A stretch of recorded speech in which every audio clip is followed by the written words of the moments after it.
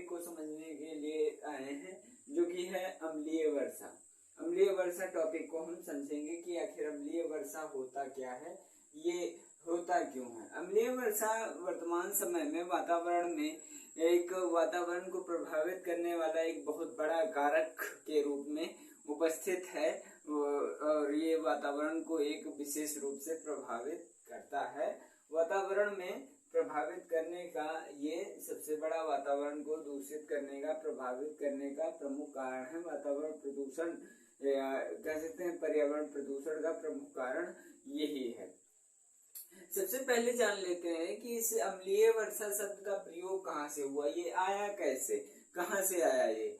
तो अम्लीय वर्षा शब्द का प्रयोग सबसे पहले ब्रिटेन के अल्कली नामक एक ब्रिटेन में क्षेत्र है, जहाँ के इंस्पेक्टर रॉबर्ट स्मिथ ने इसका प्रयोग किया था, इस शब्द का प्रयोग किया था। उन्होंने ही सबसे पहले यह बताया था कि अम्लीय वर्षा जैसी कोई वर्षा होती है। उसका अस्तित्व रॉबर्ट स्मिथ ने ही सर्वप्रथम दिया था।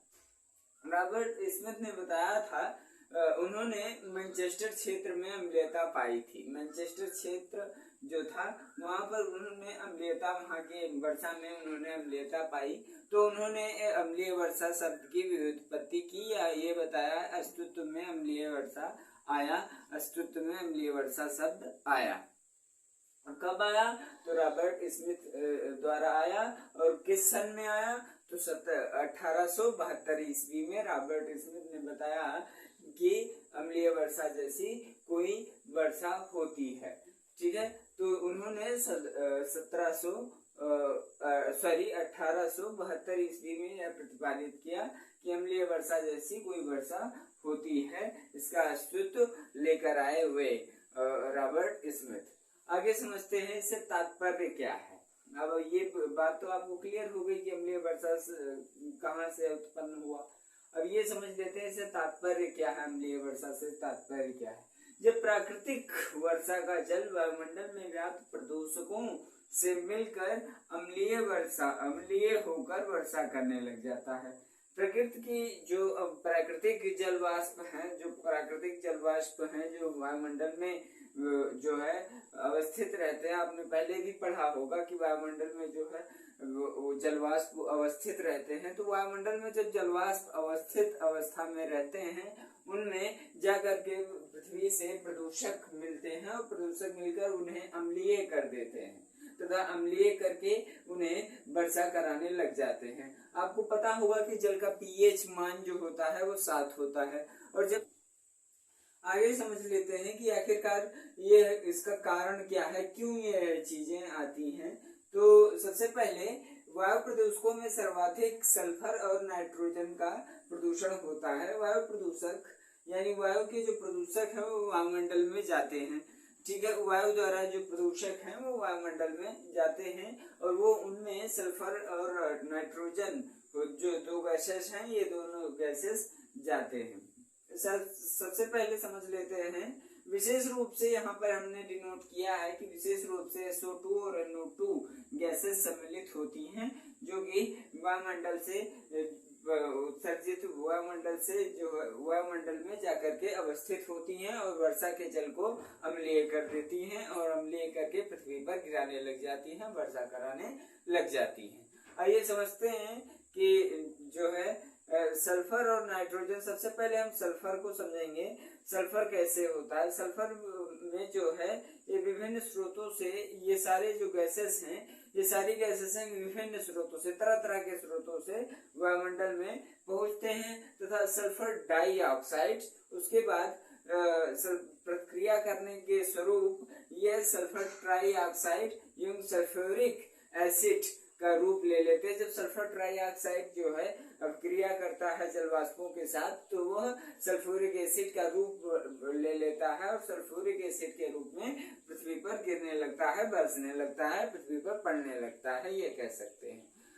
इसी प्रकार नाइट्रोजन जो होता है, नाइट्रोजन जब जो है नाइट्रोजन अभिक्रिया करता है ऑक्साइड के साथ, नाइट्रोजन के ऑक्साइड जब क्रिया करते हैं तो नाइट्रिक एसिड बनता है। ये दोनों प्रकार के अम्लीय वर्षा बहुत तीव्र होते हैं। ठीक है, क्या होते हैं? बहुत तीव्र होते हैं, बहुत तेज होते हैं, बहुत ही गति के साथ ये वर्षा कराते हैं। बहुत तीव्र वर्षा होती है। अम्लीय वर्षा जब भी होती है तो बहुत तीव्र वर्षा होती है।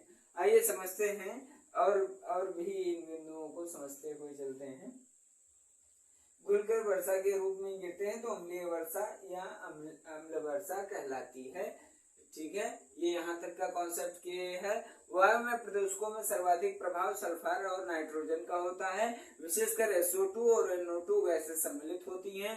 ये विभिन्न स्रोतों से वायुमंडल तक पहुंचते हैं। सल्फर डाइऑक्साइड प्रतिक्रिया के स्वरूप सल्फर ट्राइऑक्साइड एवं सल्फर ट्राइऑक्साइड अभिक्रिया करने के बाद सल्फ्यूरिक एसिड, और इसी प्रकार जब नाइट्रोजन अभिक्रिया करता है, नाइट्रोजन ऑक्सीजन के साथ अभिक्रिया करता है और क्रिया करने के बाद नाइट्रिक एसिड का स्वरूप ले लेता है। नाइट्रिक एसिड का स्वरूप लेकर के पृथ्वी पर पड़ने लगता है। यहाँ हमने एक डायग्राम भी बनाया है।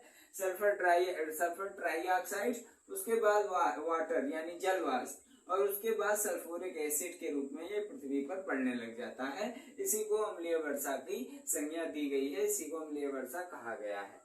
आइए समझते हैं इसके प्रभाव क्या क्या हैं। इसके प्रभाव जो हैं वनस्पति, मृदा, जलीय जीव, विशेष इमारतों पर भी, विशेषकर इमारतें जो बड़ी बड़ी इमारतें हैं जैसे आगरा का ताजमहल है या अन्य कई जो है इमारतें हैं, उन सब पर जो है इसका कुप्रभाव पड़ता है। आइए समझते हैं कैसे पड़ता है, किन पर विशेष रूप से पड़ता है। मनुष्यों पर भी इसका प्रभाव पड़ता है। मनुष्यों पर इसका प्रभाव इस प्रकार पड़ता है कि उनमें चमड़ी के रोग हो जाते हैं, यानी त्वचा रोग हो जाता है। अम्लीय वर्षा में यदि व्यक्ति किसी भी प्रकार से जो है अम्लीय वर्षा की चपेट में आ जाता है, अम्ल वाले जो बूंदे हैं, अम्ल वाले जो वाष्प कण हैं, वो मनुष्य के ऊपर जब पड़ जाते हैं तो चमड़ी यानी त्वचा जैसे रोग भी उत्पन्न हो जाते हैं, त्वचा जैसे रोग हो जाते हैं। उनमें सांस लेने की भी समस्याएं उत्पन्न हो जाती हैं। अगर अम्लीय वर्षा की बूंदें मनुष्य के ऊपर पड़ती हैं तो उनमें सांस लेने की भी समस्या उत्पन्न हो जाती है। आइए आगे समझते हैं वनस्पति पर इसका किस प्रकार प्रभाव पड़ता है और मृदा पर किस प्रकार प्रभाव पड़ता है। वनस्पति पर इसका प्रभाव पड़ता है वनस्पति की वृद्धि में। वृद्धि उसकी नहीं होती, जैसे किसी भी वनस्पति की वृद्धि सर्वाधिक होने वाली होती हो तो वो बहुत कम ही में सिमट कर रह जाता है, उसकी वृद्धि नहीं होती। वनस्पति के पत्तों का रंग जो है वो परिवर्तित हो जाता है, हरे से लाल, पीला, काला, नीला या किसी भी प्रकार का हो जाएगा। वनस्पति का जो पत्ता है उसका रंग कलर उसका परिवर्तित हो जाएगा, चेंज हो जाएगा। ठीक है, और जो है यह असमय अपने पत्तों और फूलों को गिराना प्रारंभ कर देती है। अंत में वनस्पति का विनाश हो जाता है, क्षय हो जाता है। यही है अम्लीय वर्षा का प्रमुख प्रभाव। इमारतों पर जो इसका विशेष इमारतों पर प्रभाव पड़ता है, विशेषकर इमारतों पर प्रभाव पड़ने में हम उदाहरण स्वरूप देख सकते हैं कि आजकल वर्तमान समय में ताजमहल का जो कई स्थानों पर ताजमहल सफेद से जो है जिन पत्थरों से बनाया गया है वो पत्थर सफेद थे, अब जो है उन पत्थरों वो पत्थर जो है वो कहीं कहीं पर पीले पड़ते हुए जा रहे हैं। तो कहीं ना कहीं इसका प्रभाव जो है अम्लीय वर्षा का ही प्रभाव है। समझ लेते हैं हम। अम्लीय वर्षा का विशेष प्रभाव एशिया, अमेरिका और यूरोप क्षेत्र में होता है।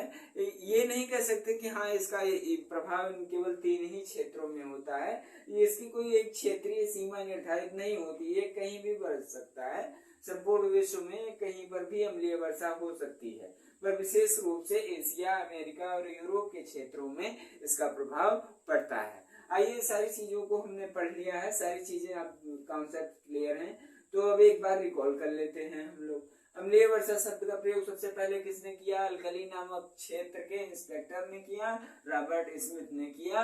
उन्होंने मैनचेस्टर क्षेत्र में क्या पाई? अम्लीयता पाई। उन्होंने मैनचेस्टर क्षेत्र में अम्लीयता पाई तथा इन्होंने कब किया? तो 1872 ईस्वी में इन्होंने इस शब्द का प्रयोग किया। उन्होंने मैनचेस्टर क्षेत्र में अम्लीयता पाई। इससे तात्पर्य क्या है? जब प्राकृतिक वर्षा का जल वायुमंडल में व्याप्त प्रदूषकों से मिलकर अम्लीय हो जाता है। कैसा हो जाता है, अम्लीय हो जाता है, अम्ल में परिवर्तित हो जाता है, अम्लीय हो जाता है। तो अम्लीय होकर वर्षा करने लग जाता है तो अम्लीय वर्षा होती है। इसके कारक क्या है, कारण क्या है इसके? वायु प्रदूषकों में सर्वाधिक प्रभाव सल्फर और नाइट्रोजन का होता है। विशेषकर SO2 और NO2 गैसें सम्मिलित होती हैं।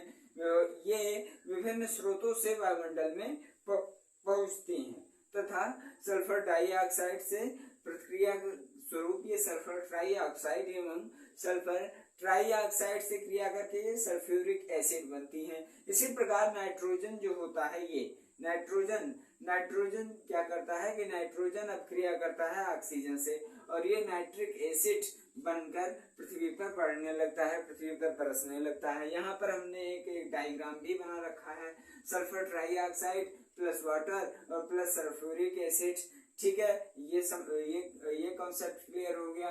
इसका प्रभाव कहाँ पर पड़ता है, तो वनस्पति पर पड़ता है, मृदा पर पड़ता है। मृदा पर इस प्रकार पड़ता है कि जो उपजाऊ मृदा है वो अनुपजाऊ हो जाती है, वो बेकार हो जाती है। और तथा जलीय जीवों पर इसका प्रभाव पड़ता है, विशेष इमारतों पर प्रभाव पड़ता है, जिसके उदाहरण हम आज आगरा के ताजमहल को ले सकते हैं। और वनस्पति के में प्रभाव पड़ता है, वनस्पति के वृद्धि में प्रभाव पड़ता है। वनस्पति के पत्तों का रंग जो है परिवर्तित हो जाता है, असल में पत्ते एवं फूल गिरना प्रारंभ हो जाते हैं। अंत में वनस्पति का क्षय हो जाता है, वनस्पति नष्ट हो जाती है अंततः। और इसका प्रभाव मनुष्यों पर भी पड़ता है। मनुष्य में चमड़ी रोग, सांस रोग जैसी समस्याएं भी उत्पन्न हो जाती हैं। और ये सारी समस्याएं जो है किसके कारण होती हैं, अम्लीय वर्षा के कारण होती हैं। इन सारी चीजों को, इन सारे कॉन्सेप्ट्स को हमने समझा यहाँ तक। अगर इन सारे कॉन्सेप्ट्स को आपको समझ में आ रहा है तो वीडियो को लाइक करके आप लोग हमें अभिसूचित कर सकते हैं। आज की वीडियो में बस यहीं तक। अगली वीडियो में किसी अगले नए टॉपिक के साथ हम आपके समक्ष उपलब्ध होंगे। तब तक के लिए जय हिंद।